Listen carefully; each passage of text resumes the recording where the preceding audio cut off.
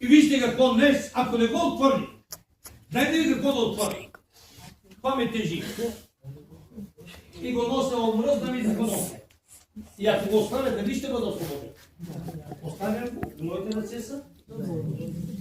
Тази, може ли да ви кажа, да прегледаш брат и сестрата и Бог иска да те освободи от тези неща. Бог иска да те освободи, да не се товариш, а Бог иска да тебе твоя товар и да бъдеш освободен.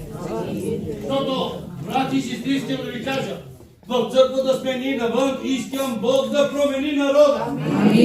Не да си в църквата ангела навън, да бъдеш друг. Който е праведен до край да бъде праведен. Знаете ли кой е праведен? Праведен живот. Правилни мисли, правилно говорене, не да бързаш. Защото в новото говорене какво казва? Грехът е неизбежен. И в новото говорене не е от Бога, както от мамон. Бог да го смогне.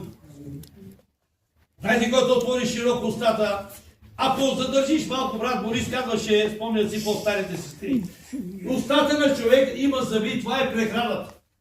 Стената. Ако някой те нервира и си стегне зъбите,